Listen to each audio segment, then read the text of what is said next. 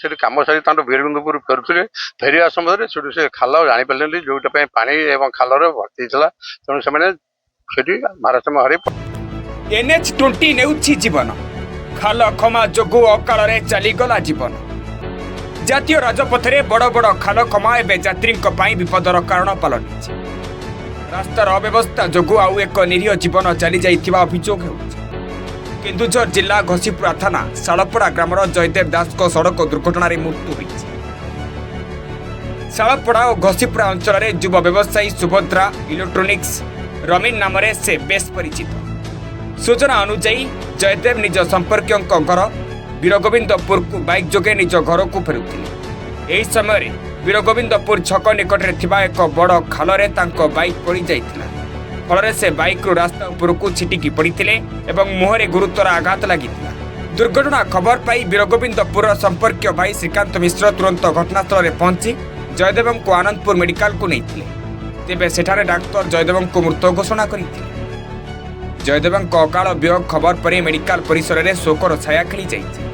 ଅନ୍ୟପଟେ ଜାତୀୟ ରାଜପଥରେ ଥିବା ଏଭଳି ବଡ଼ ଖାଲ ଖମାକୁ ତୁରନ୍ତ ମରାମତି କରି ଯାତାୟାତକୁ ସୁରକ୍ଷିତ କରିବାକୁ ସ୍ଥାନୀୟ ଲୋକେ ଦାବି କରିଛନ୍ତି।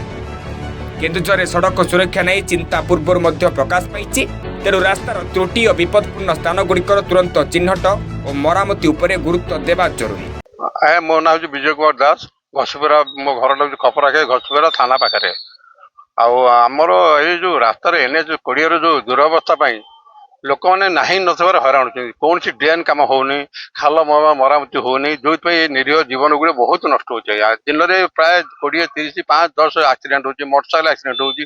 ଏଇ ପ୍ରକାର ହେଲେ NHର କଣ ଲାଭ ଟ୍ୟାକ୍ସ ଦେଇକି? ଆପଣ ଗୋଟେ ରାସ୍ତା ସୁରୁଖୁରୁ ନାହିଁ, ଖାଲି NH20 କହିଲେ ଲାଭ କଣ ହବ? ରାସ୍ତାରେ ଖାଲ କାଦୁଅ ଡ୍ରେନ୍ ନାହିଁ, କିଛି ନାହିଁ। ଗୋଟେ ମୋଟରସାଇକେଲ ପାସ୍ କଲେ ଆଉ ଗୋଟେ ଖାଲରେ ପଡୁଛି। ଏଇ ପ୍ରକାର ଦୁରବସ୍ଥା ଲୋକମାନେ ଯୋଉ ଯିବା ଆସିବା କରି କଷ୍ଟ ଅନୁଭବ କରୁଛନ୍ତି। ଆର ସୁବିଚାର ପାଇଁ ସରକାରଙ୍କୁ ଯେତେ କହିଲେ ମଧ୍ୟ କିଛି NH ଉପଯୋଗ କରୁନାହାନ୍ତି। ଯୋଉଥିପାଇଁ ନିରୀହ ଜନସାଧାରଣ, ସାଧାରଣ ସ୍କୁଲ ପିଲା, ରୋଗୀ ସମସ୍ତେ ହଇରାଣ ହଉଛନ୍ତି। କୌଣସି ଆମ୍ବୁଲାନ୍ସ ଗାଡି ବି ଯିବା ପାଇଁ ମଧ୍ୟ ହଇରାଣ ହଉଛି। ଆରେ ଆଜ୍ଞା, ଇଏ ଯାଇଥିଲେ ସେଠି କାମ ସାରି ତାଙ୍କ ବୀରଗୋବିନ୍ଦପୁର ଫେରୁଥିଲେ। ଫେରିବା ସମୟରେ ସେଠୁ ସେ ଖାଲ ଜାଣିପାରିଲେନି, ଯୋଉଟା ପାଇଁ ପାଣି ଏବଂ ଖାଲରେ ଭର୍ତ୍ତି ହେଇଥିଲା।